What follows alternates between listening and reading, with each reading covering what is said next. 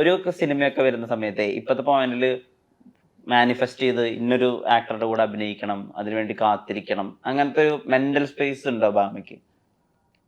മനസ്സിലായില്ല. ഇപ്പൊ മമ്മൂക്കയുടെ കൂടെ ഒരു സിനിമ ചെയ്യണം എന്നുള്ളത് വലിയ ആഗ്രഹമാവുകയും ബസൂക്ക് വരികയൊക്കെ ചെയ്തല്ലോ. അപ്പൊ അങ്ങനെ ഒരു സിനിമയ്ക്ക് വേണ്ടിയിട്ട് കാത്തിരിക്കുക, അതായത് മറ്റു ശ്രമങ്ങളൊന്നും ഇല്ലാതെ മാനിഫെസ്റ്റ് ചെയ്തുകൊണ്ട് മാത്രം ഇരിക്കുക, അങ്ങനത്തെ ഒരു പ്രോസസ് ഭാമിക്ക് വർക്ക് ആവുന്നുണ്ടോ? മാനിഫെസ്റ്റ് ചെയ്തോണ്ടിരുന്നാൽ മാത്രം കാര്യം നടക്കൂലല്ലോ, അതിനനുസരിച്ച് പണിയെടുക്കണം എന്നാലേ കാര്യം നടക്കുള്ളൂ. മാനിഫെസ്റ്റ് ഒബ്വിയസ്ലി അത് ആഗ്രഹങ്ങളെയാണ് നമ്മൾ കൂടുതൽ ചിന്തിച്ചിരിക്കുന്നതിനാണ് ഈ മാനിഫെസ്റ്റിംഗ് എന്നുള്ള സാധനം പറയുന്നത്. അപ്പോ മാനിഫെസ്റ്റിംഗ് മാത്രമല്ല, നമുക്കിപ്പോ അതിന്റെ കൂടെ എന്താണോ ചെയ്യാൻ പറ്റുക, അതിന്റെ കൂടെ നമുക്കിപ്പോ വർക്ക് ചെയ്യണല്ലോ, എന്നാലല്ലേ ആ കാര്യം നടക്കുള്ളൂ. അപ്പൊ ഡെഫിനറ്റ് ആയിട്ട് ആ ഒരു പാട്ടും നടക്കുന്നുണ്ടായിരുന്നു. അതായത് മാനിഫെസ്റ്റിംഗ് മാത്രം ഉണ്ടായ കാര്യം നടക്കില്ല. ഈ ബിരിയാണികൾ ഇത്രയധികം കഴിച്ചിട്ട് എങ്ങനെയാ ഫിറ്റ്നസ് മെയിൻറ്റെയിൻ ചെയ്യുന്നത്? ഞാൻ പറഞ്ഞുതരാം. എനിക്ക് ഒരു 2 ബിരിയാണി കഴിക്കണം എന്നുണ്ടെന്ന് വെച്ചോ, ഞാൻ ബിരിയാണി അറ്റ് എ ടൈം കഴിക്കും.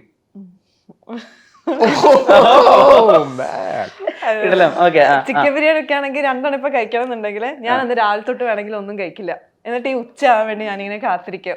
ആ ബിരിയാണി ഇടാൻ മറ്റേ ആ നെയ്യ് ഒഴിച്ച ആ ഒരു സ്മെല്ലും അല്ലാത്ത മറ്റേ ഭയങ്കര നല്ല വെന്ത മറ്റേ ചിക്കനും ഇതൊക്കെ ഇങ്ങനെ ആലോചിച്ചിരിക്കുന്ന ഞാൻ വന്ന് കയറിയപ്പോ ഇവന് ആദ്യം എന്നോട് ചോദിച്ചെന്താ ടിക്കറ്റൊക്കെ വേണ്ടി ഡയറ്റ് എങ്ങനെ പോകുന്നു എന്നാണ്. അത് ഇന്ന് ഉച്ചക്ക് നശിപ്പിക്കും. അപ്പൊ അതിങ്ങനെ ആലോചിച്ചാ ഉച്ച വരെ ഞാൻ അങ്ങോട്ട് നിൽക്കും. ഉച്ചക്ക് ഞാൻ ബിരിയാണി കഴിക്കാം. പക്ഷെ പണ്ടത്തെ അത്ര എനിക്കിപ്പോ കഴിക്കാൻ പറ്റുന്നില്ല. എനിക്കിപ്പോ ഒരു ബിരിയാണി അല്ലെങ്കിൽ ഒരു 1.5 മാക്സിമം ഇപ്പൊ 1 പറ്റുന്നുള്ളൂ. ഒരു നായിക ഇങ്ങനെ ഇരുന്ന് പറയുന്നത് ആദ്യമായിട്ടാണ് എന്റെ കരിയറിൽ ഞാൻ കാണുന്നത്. ഇല്ല, പക്ഷെ അതിനുശേഷം പിന്നെ ഞാൻ അധികം ഒന്നും കഴിക്കില്ല. കണ്ണ് കിട്ടിയത്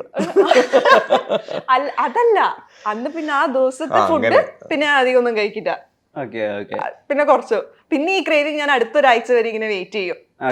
അപ്പൊ അതിന് മുന്നേ വേറെ ഒന്നും വന്നില്ലെങ്കിൽ ഞാൻ രക്ഷപ്പെട്ടു. ചിലപ്പോ ഈ ഒറ്റ കമന്റ് കൊണ്ടായിരിക്കും വിനീത് ശ്രീനിവാസൻ അടുത്ത പടത്തിലേക്ക് അറിയില്ല. ആസിക, വിനീത് ശ്രീനിവാസനൊക്കെ ബിരിയാണി ലവേഴ്സാണ്, all time biryani lovers. Biryani ഭയങ്കര ഇഷ്ടമാണ്. എന്ത് കൈൻഡ് ഓഫ് അങ്ങനെ എന്തെങ്കിലും ഉണ്ടോ? തലശ്ശേരി ദം ബിരിയാണി, കണ്ണൂർ, കോഴിക്കോട്, കണ്ണൂർ കോഴിക്കോട് കണ്ണൂർ സൈഡിലേക്ക് വന്നു കഴിഞ്ഞാൽ കിട്ടുന്ന ബിരിയാണിന്റെ ടേസ്റ്റ് അത് വേറെ എവിടെയും കിട്ടില്ല, അല്ലേ? ഓരോ നാട്ടിലെ ബിരിയാണി ഓരോ ടേസ്റ്റ് ആണ്, എല്ലാം ടേസ്റ്റ് ഉണ്ട്. പക്ഷെ എന്റെ പേഴ്സണൽ ഫേവറേറ്റ് കോഴിക്കോട്, കണ്ണൂര്. അത് കോഴിക്കോട് വേറെ ബിരിയാണിയാണ്, തലശ്ശേരി വേറെ ബിരിയാണിയാണ്, കണ്ണൂർ വേറെ ബിരിയാണിയാണ്, കാസർഗോഡ് വേറെ ബിരിയാണിയാണ്. അതെ, പക്ഷെ എനിക്കിഷ്ടം കോഴിക്കോട്. ഓരോ ബിരിയാണിക്ക് ഓരോ ടേസ്റ്റാ. പക്ഷെ ഒന്നെങ്കിൽ എനിക്ക് ഇഷ്ടപ്പെടുന്ന ബിരിയാണി ഞാൻ ഉണ്ടാക്കണം, അല്ലെങ്കിൽ കോഴിക്കോട് തൊട്ട് കണ്ണൂർ വരെയുള്ള ഏത് ബിരിയാണി എനിക്ക് സെറ്റ്. അവിടെ സംവിധായകൻ ഡോറിങ്ങനെ തുറന്നു നോക്കിയിട്ട് സിനിമയുടെ ടോപ്പിക്കൊന്നും മാറിപ്പോയി. അതൊക്കെ അടുത്ത point is intimacy you share with the lead lady. അത് എനിക്ക് ചോദിക്കാൻ ആഗ്രഹമുള്ളത്. ഇപ്പം നമ്മൾ ഈ ഇന്റർവ്യൂ തുടങ്ങുന്നതിന് മുമ്പ് നമ്മൾ ഓരോ ആക്ടേഴ്സ് എങ്ങനെയാണ് ഇന്റിമസി കാണിക്കുന്നത് നടിയുടെ അടുത്ത്, അതിന്റെ ഒരു ലൈൻ എത്ര വരെ ആവാന്നൊക്കെ സംസാരിക്കുന്നു.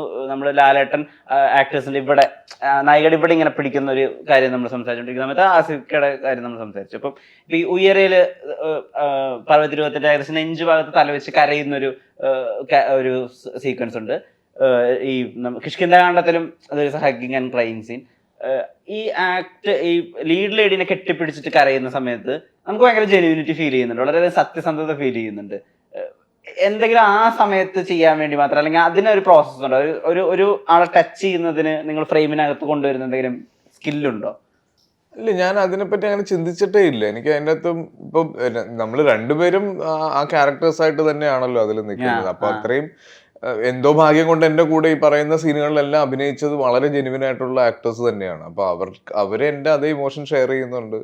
ഇപ്പം അങ്ങനെ ഒരു ഇപ്പൊ പാർവതീനെ ആയിട്ട് അങ്ങനെ ഹഗ് ചെയ്തതിനകത്ത് എനിക്ക് അതാ അങ്ങനെ ഒന്നും നമ്മൾ ചിന്തിച്ചിട്ടേ ഇല്ല. എനിക്കത് അറിയില്ല, ചിലപ്പോൾ അവരായിട്ട് അത്രയും കംഫർട്ടബിൾ ആയതുകൊണ്ടായിരിക്കാം, അല്ലെങ്കിൽ ആ സീൻ അത്രയും ഡിമാൻഡ് ചെയ്യുന്നതുകൊണ്ടായിരിക്കാം. ഇപ്പൊ ഷാരൂഖ് ഖാനൊക്കെ നെക്കിന് അവിടെ ഉമ്മ വെക്കുന്നത് ഷാരൂഖ് ഖാൻ കൊണ്ടുവന്നൊരു ട്രെയിറ്റ് ആണ് ലേഡീസിന്. അപ്പം അതിന് ഈ അങ്ങനെ എന്തെങ്കിലുമൊക്കെ മനസ്സിലുണ്ടായിരുന്നു, അതായത് ഇങ്ങനെ ആയിരിക്കും? ഒന്നുമില്ല. അത് ഡയറക്ടർ പറയുന്നതുകൊണ്ടോ സ്ക്രിപ്റ്റിലുള്ളത് കൊണ്ടോ ഒക്കെ സംഭവിക്കുന്നതാണ്. ഞാനായിട്ട് അതിൻ്റെ അകത്ത് ഒരു മാജിക്കും കാണിക്കുന്നില്ല. രേഖാചിത്രത്തിൽ ഈ പറഞ്ഞ ഒരു ത്രില്ലർ സ്വഭാവം ഇല്ല, ഒരു ഡ്രാമയാണ് എന്ന് പറയുന്നുണ്ടല്ലോ. അപ്പം ഇതിനകത്ത് ആളുകളെ ഹുക്ക് ചെയ്യുന്ന എലമെന്റ്സ് എന്ന് പറയുന്നതിനകത്ത് ത്രില്ലല്ലാതെ ഇപ്പൊ നമ്മൾ ഈ പറഞ്ഞ യഥാർത്ഥ സംഭവം നമ്മൾ ഓർത്തോർത്ത് പോകുന്നതായിരിക്കും അതിന്റെ ഹുക്കിംഗ് പോയിന്റ്. ഇതില് ഒരു എല്ലാ കേസ് അന്വേഷണത്തിനുള്ള പോലെ ഒരു ഗ്രോത്ത് ഉണ്ട്.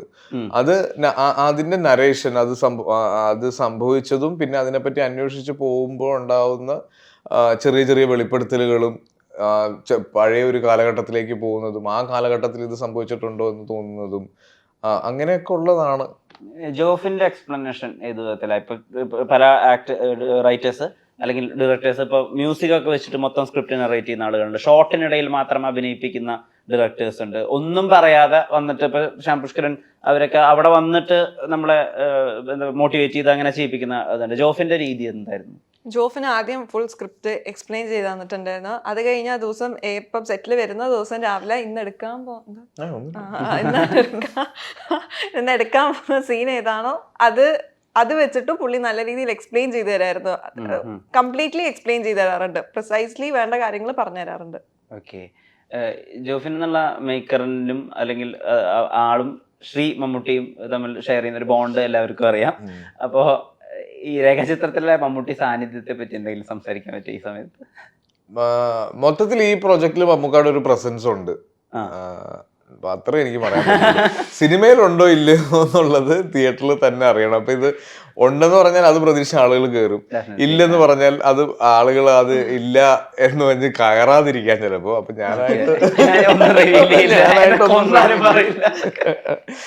പക്ഷെ ഈ സിനിമയുടെ ഒരു കാലം ഇപ്പൊ ഓൾറെഡി എനിക്ക് തോന്നുന്നു പല രീതിയിലുള്ള ഡിസ്കഷൻസും പ്രൂഫിങ്ങും ഒക്കെ ഈ സിനിമയെ പറ്റി സോഷ്യൽ മീഡിയയിൽ വളരെ രസമായിട്ട്. അപ്പൊ ആ ഒരു ക്യൂരിയോസിറ്റി എല്ലാം ആളുകൾക്ക് അങ്ങനെ തന്നെ നിക്കട്ടെ, അത് തിയേറ്ററിൽ വന്ന് തന്നെ ആളുകൾ അറിയട്ടെ. അവിടെ ഭരതന്റെ റെപ്ലിക്ക ഉണ്ട്, കമലിന്റെ റെപ്ലിക്ക ഉണ്ട്, ജോൺ പോളിന്റെ റെപ്ലിക്ക ഉണ്ട്, കമൽ സാറിന്റെ റെപ്ലിക്ക ഉണ്ട്. ശരിക്കും എന്താ ചെയ്യാ? ഈ അനശ്വരിയും ഈ പറഞ്ഞ പോലെ അവരുടെയും കരിയറിലൊരു വൺ ഓഫ് എ കൈൻഡ് ഒരു മൈൽ സ്റ്റോൺ ആയിരിക്കുന്നതാണ് ഞാൻ ഇന്നലെ വേണുകുന്നപ്പിള്ളി സാറിന്റെ അടുത്ത് സംസാരിച്ചപ്പോൾ പറഞ്ഞത്. വേറൊരാളെയും ചിന്തിക്കാൻ പറ്റുന്നില്ല ഈ ഏജിൽ ഇത്രയും ലെയേഴ്സ് ഒക്കെ എടുത്ത് ചെയ്യാന്ന് പറയുന്നത് ഗംഭീരമായിട്ടുള്ള കാര്യമാണ്. അനശ്വരയെ പറ്റി കൂടി ഒരു അനശ്വരനെ ശരിക്കും നമുക്ക് ഞാൻ അനശ്വരയെ ഫസ്റ്റ് മീറ്റ് സിനിമ കണ്ടു കഴിഞ്ഞിട്ട് ആദ്യം ഞാൻ ഇവിടെ വിളിച്ചത് ഇത് ബോഡി ഷേപ്പിംഗ് ആയിട്ട് പോകരുത്, തീപ്പെട്ടിക്കൊള്ളിന്നാണ്. കാര്യം ഇപ്പോഴും എനിക്ക് അനശ്വരെ കാണുമ്പോൾ അങ്ങനെ തോന്നും. പക്ഷെ ഇത് സ്ക്രീനിൽ വന്നു കഴിയുമ്പോൾ അനശ്വരയ്ക്ക് ഉണ്ടാകുന്ന ഒരു മാജിക് ഉണ്ട്, അത് ഭയങ്കര രസമായിട്ട്. കാര്യം ഈ ക്യാരക്ടർ കാസ്റ്റിംഗിലേക്ക് വരുന്ന സമയത്ത് നമുക്ക് വേറൊരാളെ പറ്റി പോലും ചിന്തിക്കാൻ പറ്റില്ല. അതുപോലെ ഈ സിനിമ കഴിയുമ്പോൾ ഏറ്റവും കൂടുതൽ ആളുകൾ സംസാരിക്കാൻ പോകുന്ന ഒരാളാണ് സെറിൻ. ആട്ടം എന്ന് പറഞ്ഞ സിനിമയിൽ അവരുടെ ഗംഭീര പെർഫോമൻസ് ഉണ്ടായിരുന്നു, അതിന്റെ ഒരു കണ്ടിന്യൂഷൻ ഈ സിനിമയിൽ ഉണ്ടാവും. എഗെയിൻ ഇന്ദ്രൻ ചേട്ടൻ എടുത്ത് പറയാൻ പോകുന്ന ഒരു ക്യാരക്ടറാണ്, മനോജ് ചേട്ടൻ, അങ്ങനെ ഒരുപാട് നല്ല ആക്ടേഴ്സും ഉണ്ട്.